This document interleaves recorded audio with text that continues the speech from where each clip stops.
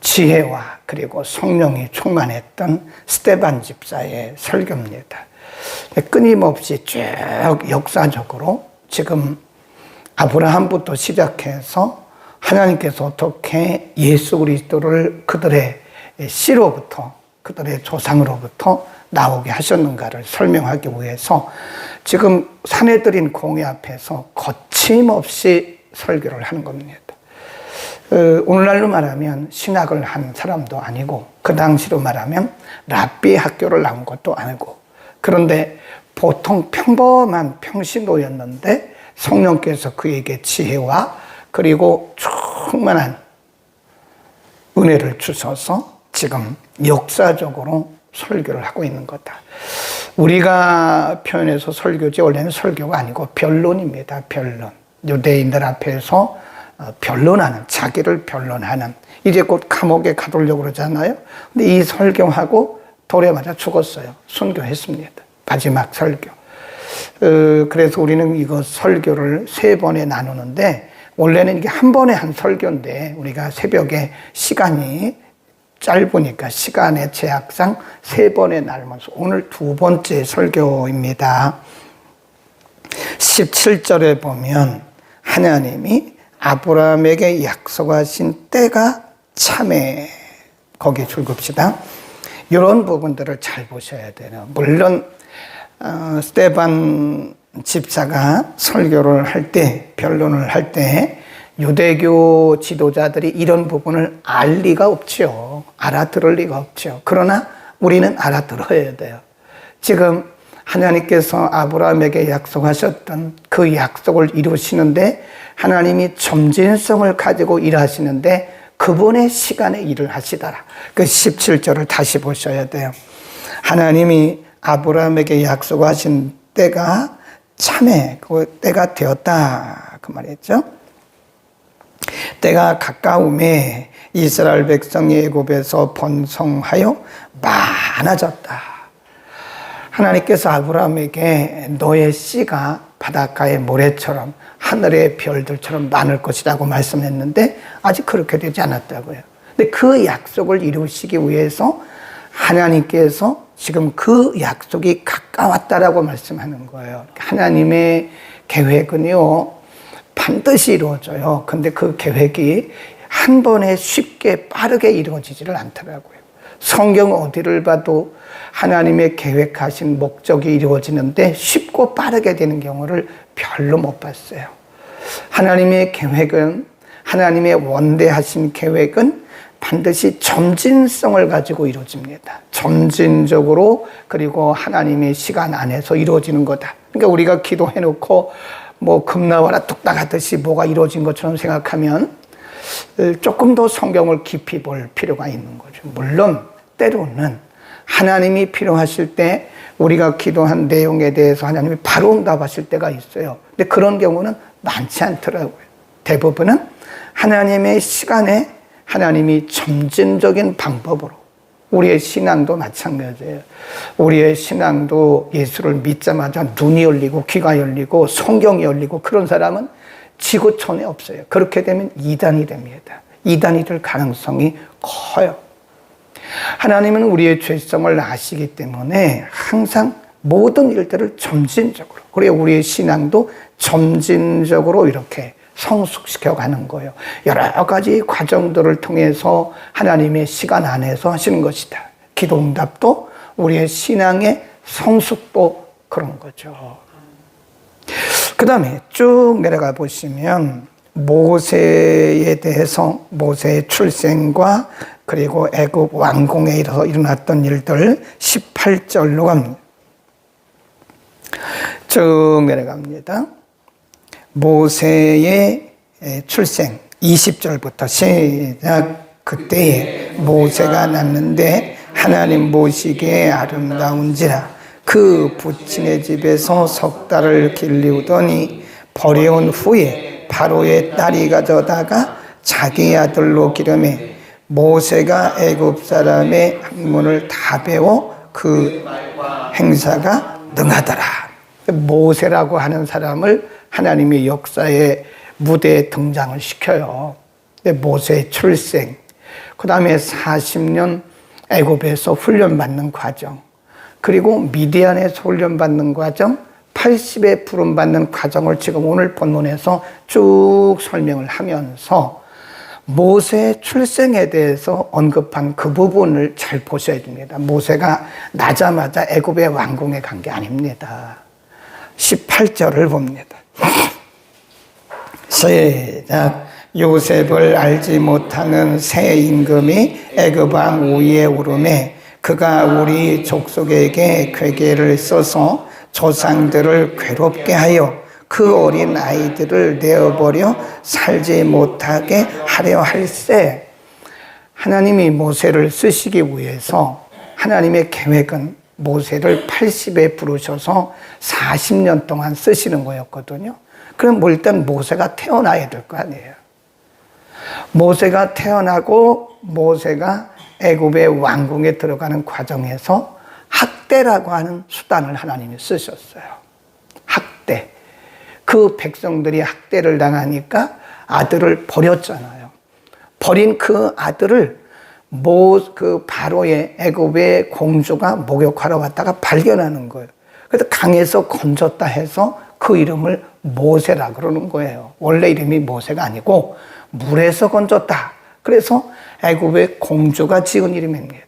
그리고 거기서 40년 동안 훈련을 받아요.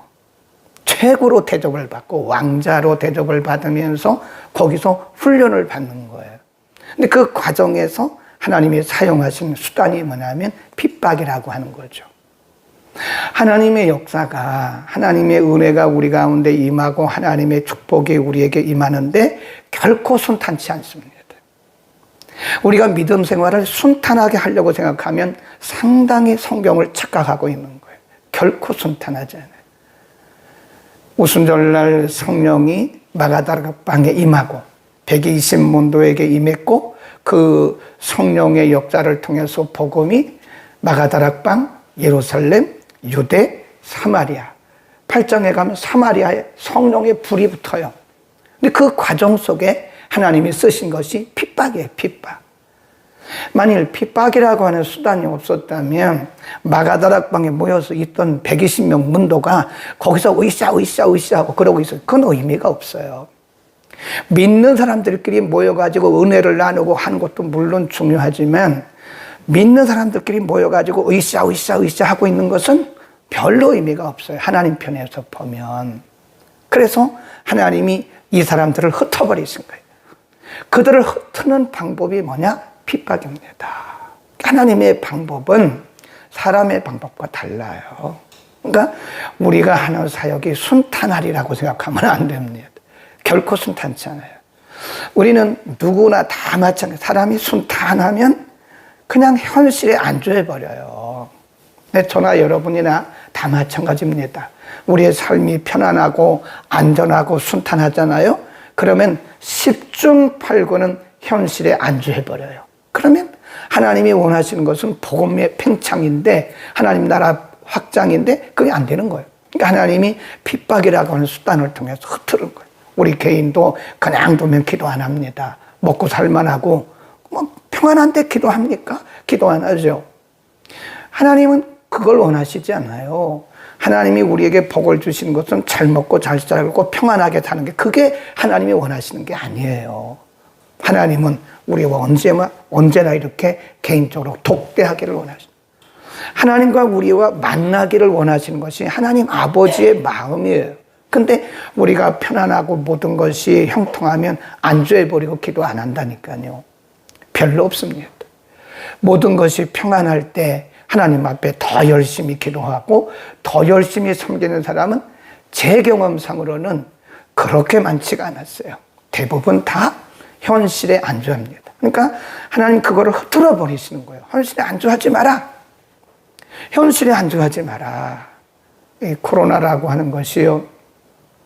이 교회들을 다 만나보면 목사님들 만나서 얘기해보면 거의 교회들이 30% 40% 교인들이 떨어졌어요. 그 성도들이 다 어디 갔는가 모르지 어디 갔는지 헤매고 있는 거예요. 지금 집에 있든지 아니면 집에서 뭐 온라인으로 예배를 드리든지 뭐 그런 거. 우리도 마찬가지예요. 모든 교회들이 30% 정도의 성도들이 주춤주춤 하고 있어요. 이제 서서히 이제 교회로 나오는 과정이 있긴 하나, 현재까지 그렇습니다. 그런데 또 다른 면으로 보면요, 깨어있는 사람은 더 깨었어요. 코로나 때 깨어있는 사람은 더 깨었고, 깨어있는 교회는 더 깨었어요. 그리고 위기를 통해서 하나님은 당신의 백성들을 이렇게 깨우세요. 그래서 위기와 핍박이 우리가 겉으로 볼 때는 우리를 힘들게 하고, 우리를 때로는 속상하게 하고, 때로는 우리를 절망시킬 때도 있지만, 하나님 그런 방법을 통해서 우리를 더욱더 깨어나게 하는 것이다 하는 거예요. 거기 보세요. 하나님이 어떻게 모세를 통해서 일하시는가 보세요.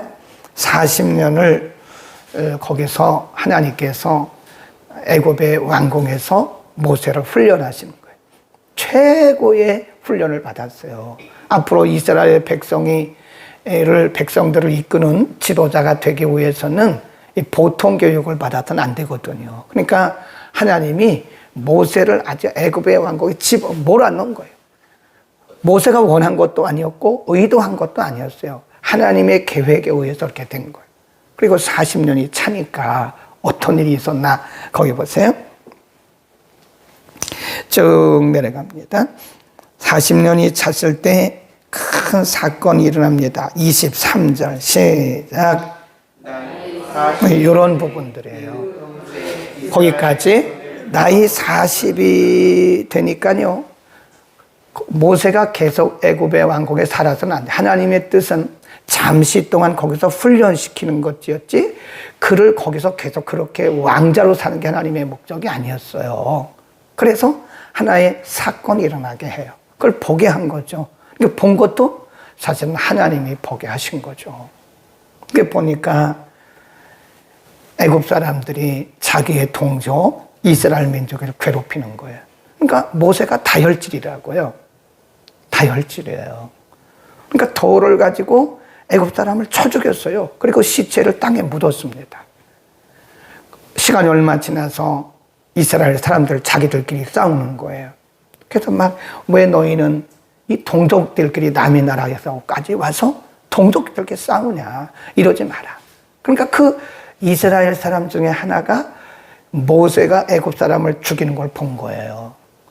당신이 전에는 애굽 사람을 죽이더니 이제는 우리 위에 당신이 관원 노릇을 하려고 그러냐?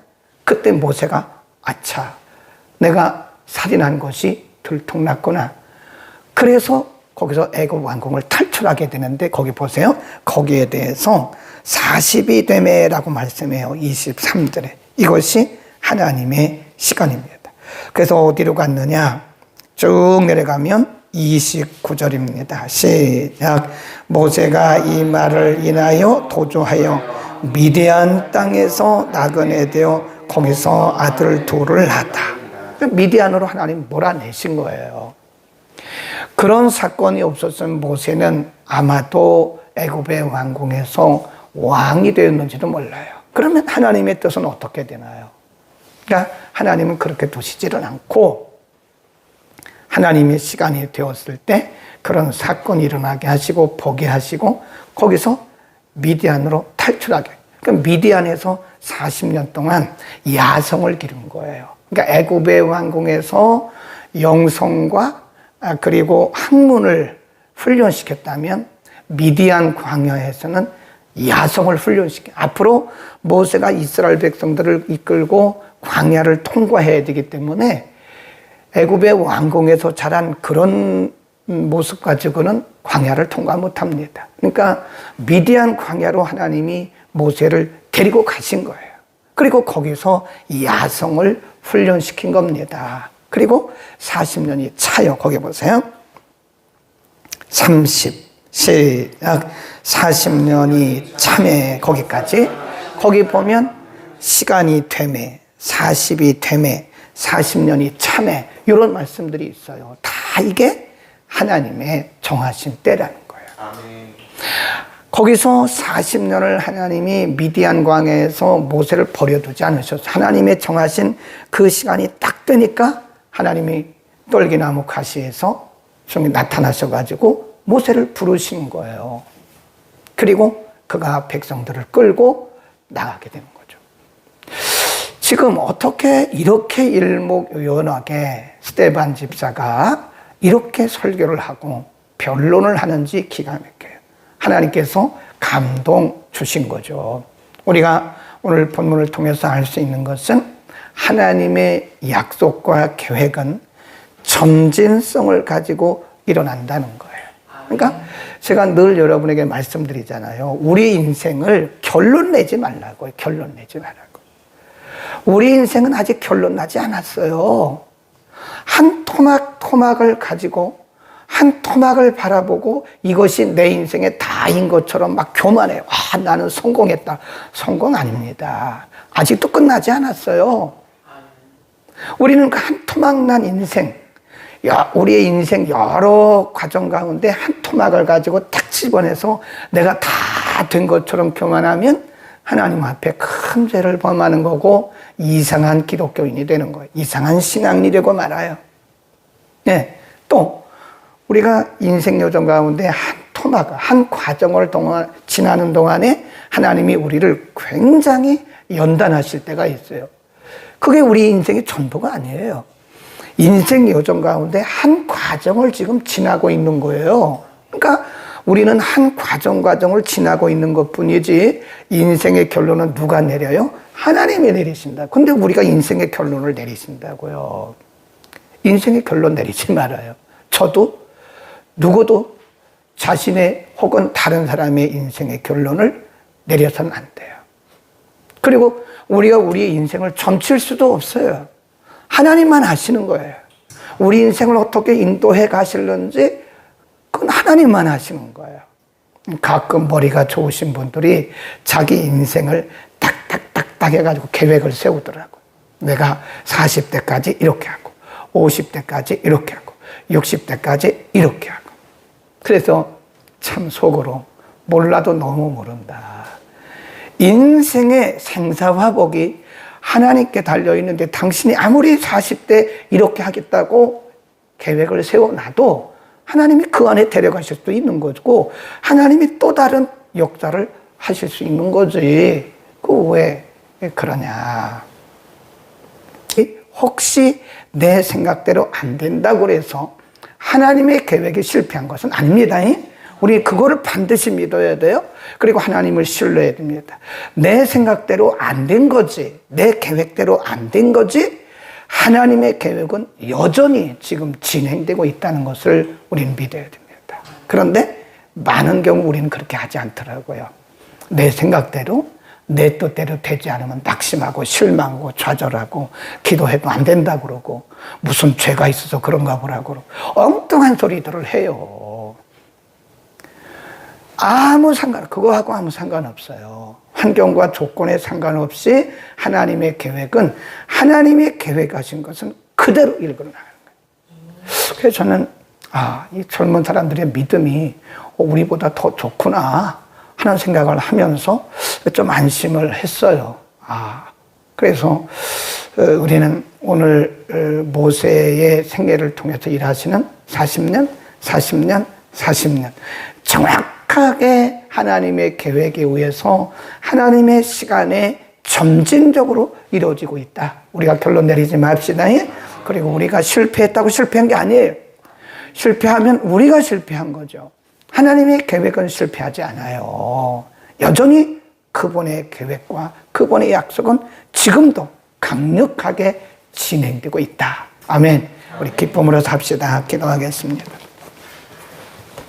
거룩하신 우리 아버지, 오늘 하나님께서 스데반 집사를 통해서 어떻게 하나님의 계획이 이루어지고 어떻게 하나님의 뜻이 하나님의 시간에 진행되는가를 가르쳐 주옵습니다. 우리는 우리가 결론 내리고 우리가 계획하고 우리가 뜻했던 바들이 그대로 이루어지지 않을 때 얼마나 자주 낙심하고 좌절하고 실망하는지 모릅니다. 그러나 우리의 생각과 상관없이, 우리의 조건이나 우리의 환경과 상관없이 하나님의 계획과 하나님의 약속은 여전히 진행되고 있음을 믿는 믿음을 우리에게 허락하여 주옵소서. 우리의 생각과 하나님의 생각은 다를 수 있음을 늘 인정하고 하나님께 우리의 시선을 두고 믿음으로 승리하게 하옵소서. 오늘도 기도 응답이 없어서 혹은 여러 가지 환난과 고난과 시련 속에서 낙심하고 분투하고 있는 우리 지체들을 하나님 축복하시고, 그럼에도 불구하고 하나님의 역사와 하나님의 뜻이 진행되고 있음을 믿어서 담대함을 저들에게 주사 스스로 결론 내리지 않도록 큰 은혜를 베풀어 주옵소서. 예수 그리스도의 이름으로 기도드립니다. 아멘.